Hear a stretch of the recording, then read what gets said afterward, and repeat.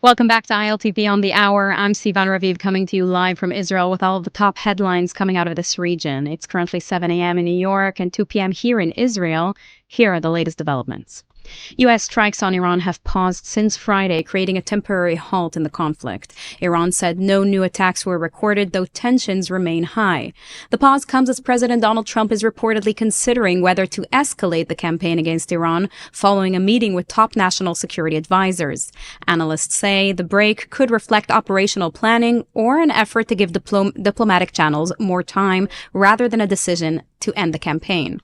The U.S. blockade of Iranian ports remains in place. This morning, the U.S. military redirected 12 commercial vessels trying to run its renewed blockade of Iranian ports. CENTCOM said 2 ships that didn't comply with its orders were disabled, while 2 others were boarded to ensure total compliance. The Strait of Hormuz remains a major flashpoint, with both sides continuing to seek control of the strategic waterway, keeping global energy markets on edge. With President Trump still reviewing options for possible escalation, the situation remains highly fluid, and officials caution that U.S. military action could resume with little warning. Here's Trump on this. Well, I think there's a lot of them. There's a military exit where we just keep going just the way we are, and we can even make it a heavier dose, and it's knocking out everything they have. Or there's a smarter strategy, and that's you make a deal, and they want to make a deal. I just don't think they're ready yet, but they do want to make a deal. Sometimes they don't want to say they want to make a deal. They want to be the tough guys, but they do want to make a deal. There's 2 ways. I mean, it's you can just keep doing exactly what we're doing and take them apart piece by piece. We could do it in a more rapid fashion, which we might do, or we can negotiate with them, which we're also doing right now. I mean, as we speak, we're talking to them. Meanwhile, armed conflict is continuing in the Red Sea. Saudi-led forces say they struck Houthi targets in Yemen, while the Iran-backed Houthis claimed missile and drone attacks on Saudi energy facilities. An Israeli Prime Minister Benjamin Netanyahu will travel to Washington tomorrow for a high-stakes meeting with U.S. President Donald Trump. Netanyahu is expected to meet Trump at the White House on Tuesday in their first face-to-face talks since the Iran war began. According to reports, the Prime Minister will present new Israeli intelligence on Iran's nuclear and military recovery efforts, including what Jerusalem believes are accelerated moves toward a nuclear weapons capability. Ahead of the trip, a senior Israeli official is quoted as saying the chances of a U.S.-Iran agreement are virtually non-existent, making a future escalation appear increasingly likely. Analysts say the fact that the visit is going ahead may suggest no imminent U.S. military action is expected.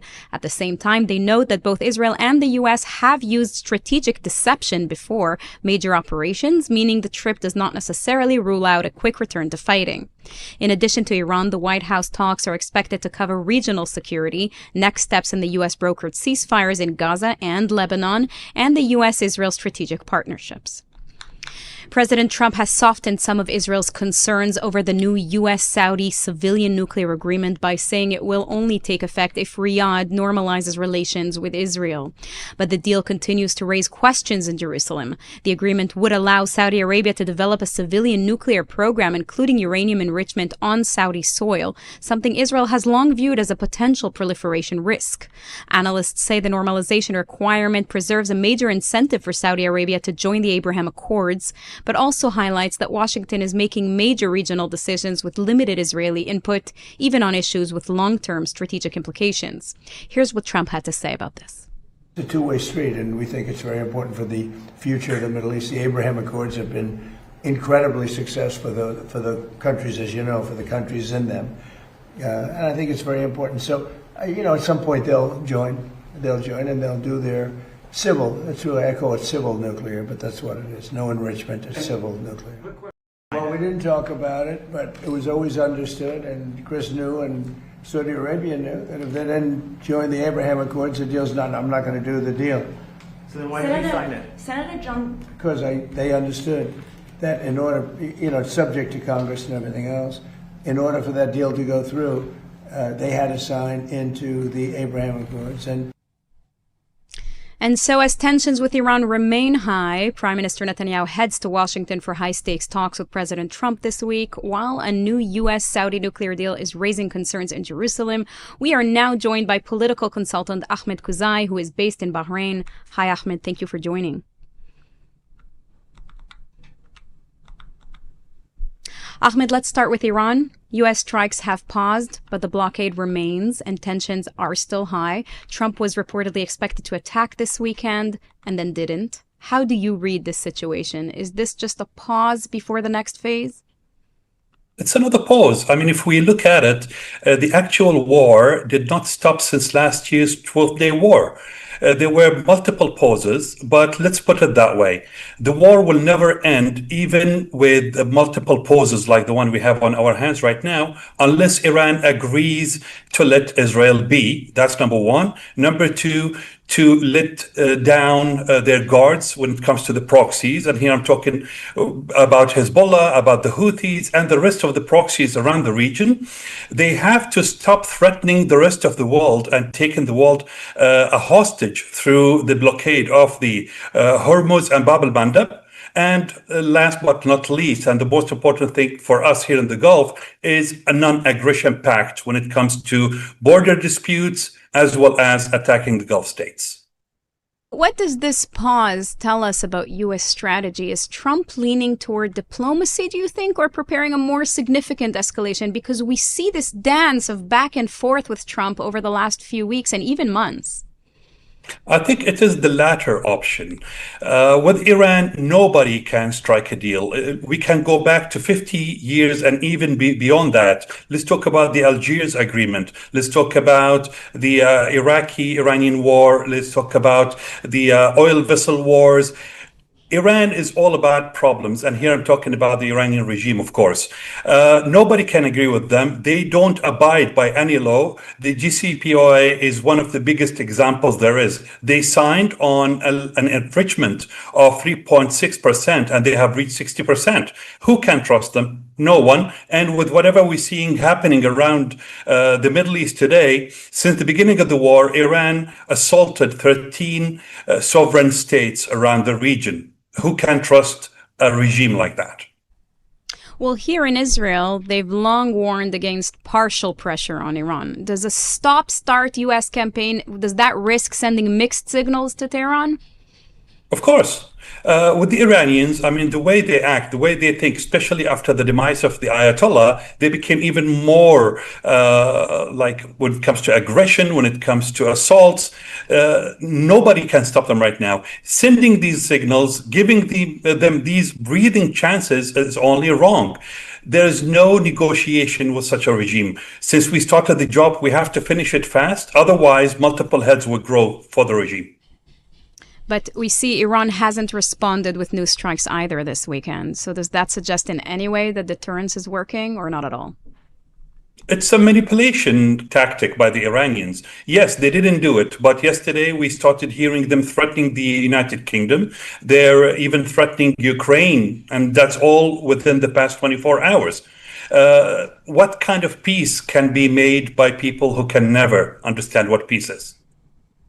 Now, where is Israel in all of this? The past 2 weeks, Israel has been on the sidelines. It hasn't attacked. It hasn't been attacked by Iran, while your country has been attacked, which makes me wonder why. Why has Iran attacked everywhere in the Gulf and even Jordan, but not in Israel? What do you think? I don't think they want Israel involved at this level. Let's put it that way. Me being stationed here in Bahrain, I can tell you there's a big difference between the Iranian assaults and attacks on us. Today, I'm talking about the past 2 weeks compared to the beginning of the war. The amount of rockets and drones is way much less, and that tells us a lot about what's going on, as well as the targets themselves. There's no proper accuracy, and that tells us a lot that whatever happened over the past 1 month at least have changed the way or the behavior of the Iranians, due to, number one, their stockpile of missiles and drones is not the same. Even the type of drones they are firing is not the same. I'm sure it's because the targets lately have attacked their, what can I say? I mean, their factories, their process of manufacturing as much as where they stock them. That left them much weaker. And I think whatever is happening with Israel, and I'm here talking about how we look at it from the Gulf, is that I think they're waiting for the right time because, of course, with Bahrain and Israel, we are the only two countries in the world view Iran the same way, which is a threat to our sovereignty. Well, turning to the Saudi deal, President Trump says it will only move forward if Saudi Arabia normalizes relations with Israel. How realistic is that at this point, in your opinion? We know that they've always historically conditioned relations with a clear path to a Palestinian state. I don't think it's that serious because President Trump brought that forward 3 weeks ago or 2 weeks ago. I can't recall properly.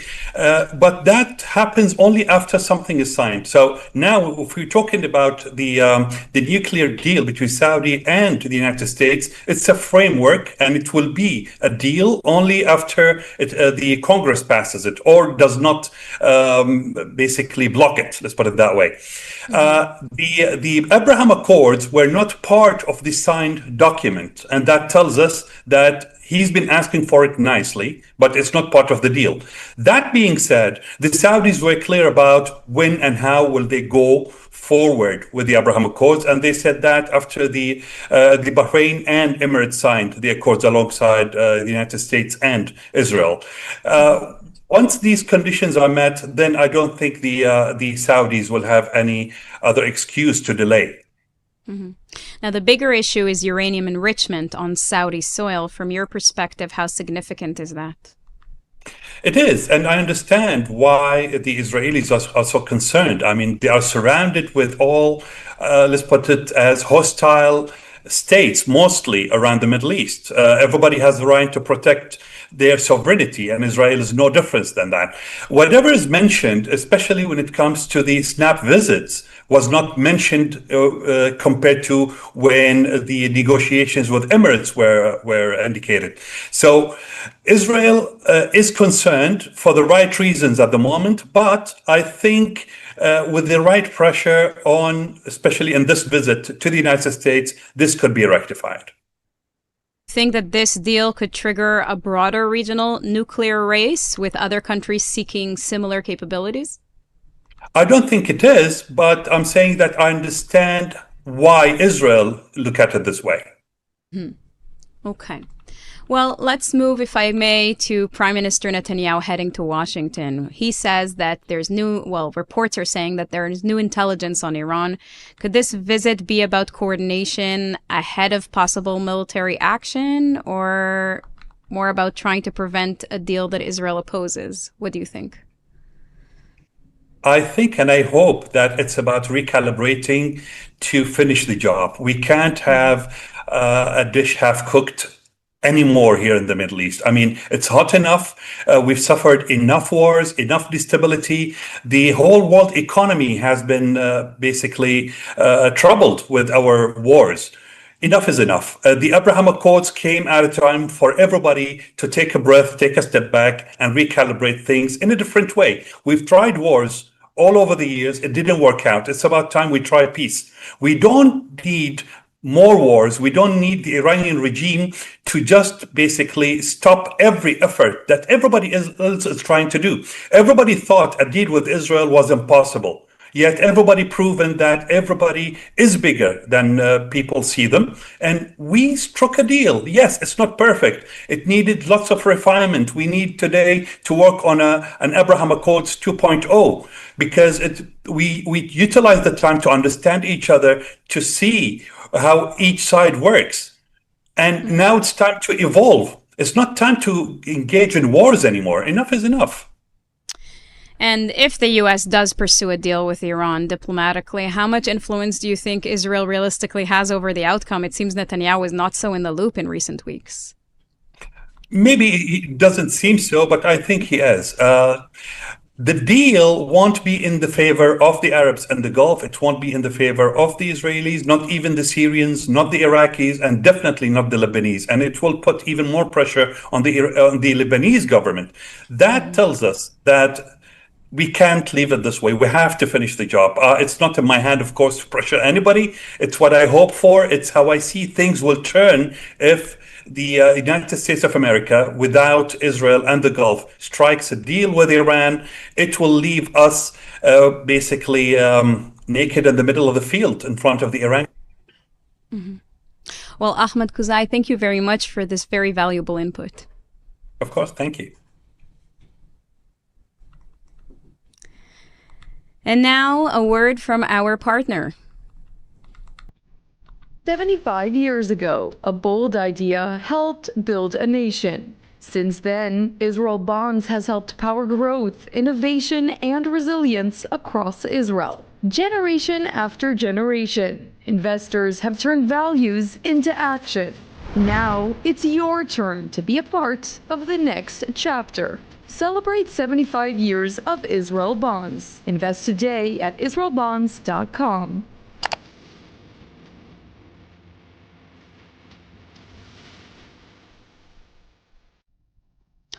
Meanwhile, in Gaza, the IDF says it continued targeted operations across the Strip over the weekend, eliminating several senior Hamas operatives and striking terror infrastructure as it accuses the group of rebuilding its military capabilities in violation of the ceasefire. Among those killed was Abu Ghazal, a Hamas Nukhba squad commander who led the October 7th terrorist attack of Kisufim. The IDF also announced the elimination of 2 senior Hamas intelligence and aerial operatives, as well as Abdallah Jaha, a member of Hamas's naval unit, who the military says infiltrated Israel during the October 7th massacre. In addition, the IDF and Shin Bet carried out a wave of airstrikes targeting Hamas weapons depots, an underground facility, and a weapons manufacturing site. The military says the compounds contained assault rifles, RPGs, mortar shells, explosives, and other munitions intended for attacks on IDF forces and Israeli civilians. Secondary explosions after the strikes indicated large stockpiles of weapons. And tensions boiled over across Judea and Samaria amid a weekend of deadly terror, major security operations, and growing concerns over escalating violence. The latest incident occurred near Susia in the South Hebron Hills, where an Israeli farmer who is also an active duty IDF soldier home on leave was attacked while grazing his flock. The Palestinian assailant struck him in the head, stole his personal weapon, and opened fire toward a nearby farm before escaping. The soldier was wounded, and IDF, police, and Shin Bet forces have launched an extensive manhunt for the suspect. The stolen weapon has since been recovered. The attack followed a deadly gun battle near the village of Tel, in which IDF major and civil security officer Benayahu Melet was killed. The IDF says 4 terrorists, including the main gunman, were eliminated. Overnight, Palestinian media reported that suspected Israeli extremists set fire to a mosque in the village of Kusra, south of Nablus, and spray-painted Hebrew graffiti reading Benayahu's revenge, along with the Star of David and other slogans. No injuries were reported.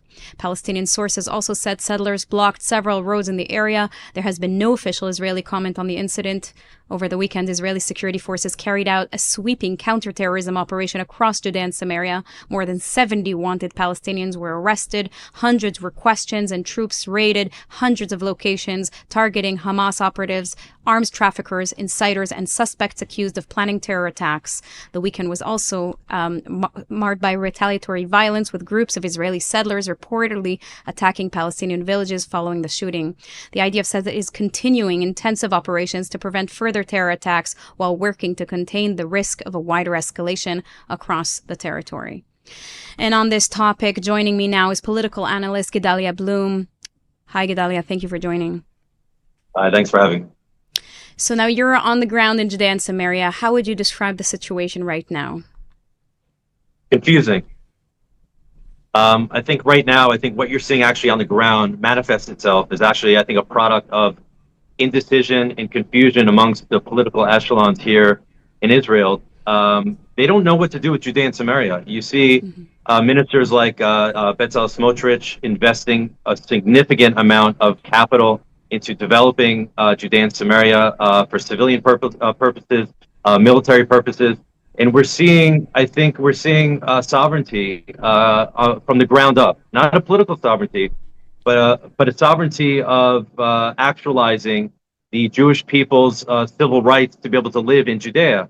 And there is a big pushback. There's not full consensus throughout the whole country about what to do with Judea and Samaria. So we're seeing on one side facts on the ground changing for the Jewish people, expanding our footprint, and at the same time, they're not talking 2-state solution, but they're not talking 1-state solution. So we're kind of like in this purgatory. What exactly are we going to do in Judea and Samaria? And I think that the confusion is really going all the way from the political echelon all the way down to the first responders, to the civilians on the ground, and everybody in between. Now, we've seen a brutal attack near Susia and the killing of an IDF soldier near Tel. Are these isolated incidents, in your opinion, or part of a broader escalation trend that we're now seeing? No, in fact, I think what we're seeing in Judea and Samaria is exactly what we see in Gaza. We're seeing Hamas, we're seeing Islamic Jihad, we're seeing the Palestinian Authority, who, by the way, is funded by the international community. Just the UK, for instance, every single year transfers 100 million pounds to the Palestinian Authority, and another 10 million pounds just was transferred recently in order to pay salaries. We're seeing a failed government, a failed Palestinian Authority. Pew polls, I think the last polls that were published said that Hamas would actually win an election if they're actually called for an election. So we're seeing the same thing in Gaza, but the only difference we're seeing is that we're not actively fighting a war in Judea and Samaria. We have the IDF soldiers are actually acting more like policemen than soldiers, going on night raids, arrests. And I think that if it wasn't for the brave IDF soldiers who are sacrificing their own lives and their families when everybody knows in Israel that the full-time soldiers are only a very small part of the puzzle. We're talking about significant amount of soldiers who are on reserve duty. They're leaving their family in order to protect the Jewish people. So when we're seeing these quote-unquote isolated incidences, these are just the small numbers that are actually getting past our intelligence agencies, the Mossad, Shabak, the IDF. So if the IDF wasn't active on these raids, we would see this every single day, multiple times a day, and it would be a bloodbath. So I think that when we're talking about security in the region, if it wasn't for the IDF going on these night raids and arresting, as you reported just now, 70 plus in the last 24 hours, things would be very, very different. So we are seeing the IDF has launched large-scale counter-terror operations, just as you say, arresting dozens. Is that enough to contain the threat, or are we seeing something deeper that requires a much larger response? Yeah, I mean, we're like pretty much, I mean, first and foremost, I know you just reported 70, which is, I think, a lot in comparison, but every night the IDF goes out and arrests terrorists, confiscate weapons. It just doesn't make the news at all. And maybe it's just not interesting, I think, to a lot of people. But it's very interesting to the people who live on the ground, knowing that a weapon was confiscated that could have been used to shoot up a hitchhiking post with teenagers. I mean, this is a very serious situation. So I don't think it's more like an escalation that happened now. I think that I think the army is realizing that this status quo of this tit for tat is not sustainable. And I think that, again, at the end of the day, it's up to the political echelon to make a national decision. What exactly are we going to do with Judea and Samaria? And we need to go full in. Obviously, my perspective would be to call for a one-state solution.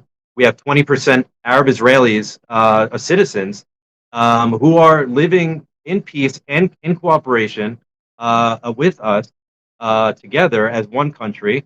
And I think that there is a possibility for the Palestinians to move in that direction. I think it's going to take a very long time, but I do think that sovereignty, one state solution with a pathway to citizenship for all Palestinians should be something that should be on as a national interest, because the alternative is no better. There's no perfect solution, but the alternative right now, this tit for tat, this purgatory, this indecision, is only going to create more bloodshed and more problems. And I think that we're ready to move on beyond that. Now, you mentioned Hamas earlier. Are Hamas and other groups actively trying to ignite this front in Judea and Samaria while all the attention is on Iran and the north? You know, that's a really good point, because when you see the Palestinians losing the spotlight, that is historically, that's when they start making what we say balagan, chaos. And I think it's essentially the welfare state that they are, the failed welfare state that they are, the more victimized they are perceived, the more money they're getting. This is a business for them. Mahmoud Abbas is serving his 17th or 18th year of his 4-year term, and through that period, he's become a billionaire. I mean, this is a very big industry, not just for the Palestinian Authority, but for the global peace initiatives, the NGOs around the world that are leveraging the suffering of the people of both Israel and the Palestinians for their own financial gain. And they know how to play the game. And when they're being ignored, they know the money is not going to flow. So I think it's very dangerous, as you pointed out, that when the attention is not on them, that is when we have to really, really, keep up our guard and know that it's only a matter of time until they really need to make sure that they're on the front pages of the New York Times again. Mm-hmm. Now, at the same time, we're seeing reports of retaliatory attacks by Israeli extremists. How serious is this phenomenon, in your opinion, and how much is it complicating the security situation? So, I mean, I'll tell you, it's very nuanced from my perspective. Now, I'm not justifying any actions as vigilantism. I don't purport to support or vigilantism. But I do see that law enforcement must take a more active role. And the police, by the way, a lot of this is criminal stuff. The police do not operate in Judea and Samaria unless they're giving out speeding tickets. And that's just, police aren't going in on arrests for terrorist suspects. These are the army, and I think that the army also understands that they are military. They're trained military. They're not trained to police. So when you have civilians on the ground who are actualizing, again, this is my opinion, their Jewish civil liberties to live in Judea, to plant and to grow and to have families, and they're being attacked on a daily basis. Their fields are being burned, their houses are being burned, they're being shot at, and there's no one to respond to. There's no law enforcement that is going to stop these actions. In fact, the international community actually supports it, justifies it, because the mere presence of Jews living in Judea, for them, is a human rights abuse and against international law. So we really don't have the support that we need in order to police and to stop this terror. So when these people feel that they are not being protected, this vigilantism actually historically works. Because if the Arabs see that the Jews are crazier than they are, then they end up becoming much more pacified. Again, I'm not justifying it. The police need to step up. The army needs to step up. The political leaders need to, again, like I said before, need to make a final national decision. In the interim, I don't know what I think about these people, and I really, I truly want to see coexistence in peace in the region. I'm not so sure that we have that same mindset on the other side. Well, certainly the optics aren't great. No, the optics are terrible because, again, you're only seeing quote-unquote settler violence. That's all you're seeing on the news. You're not seeing the reported shootings, rock throwing, burning of fields, burning of homes. You're not seeing these things on the news because, again, they're being justified. If every single time an Arab attacked a Jew was on the news, you would actually see this probably about 100 to 1. So what you're seeing, the optics is exactly that. It's the optics. It's the narrative. It's the narrative warfare that is being used against Israel and the Jewish people. And I think that for those who live in Judea and Samaria and realize that the people are generally very law-abiding citizens. I mean, in my town, we have one police officer that's probably the most boring job in the world. And that's kind of the situation we're having here. So a lot of people think that the Judea and Samaria and the settlers in West Bank were lawless and crazy violent people, but that's not the case at all. And this is the narrative, and this is what they're showing. And unfortunately, what they're showing is the truth. I mean, they're not making up videos with AI and saying, "Look what these Jews are doing." They are doing it. And again, I don't justify it, but I'll give a reason. Like I said before, they're feeling that they're not being protected as is their national right. Well, Gedalia Plum, thank you very much for your perspective. Thank you. Thank you. Now that's a wrap for this edition of ILTV on the Hour, broadcasting live from Israel and the heart of the Middle East. We're here every hour on the Hour with the latest breaking news, in-depth reports, and exclusive insights into the stories shaping the region and the world. I'm Sivan Raviv. Thank you very much for watching.